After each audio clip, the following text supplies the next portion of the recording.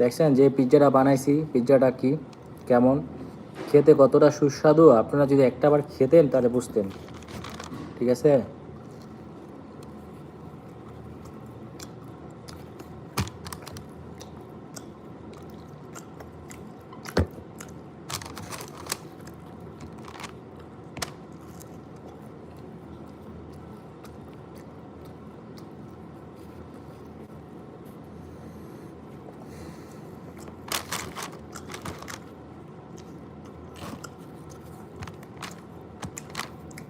So আপনারা বাসায় বসে কিন্তু এরকম পিৎজা বানাইতে পারবেন।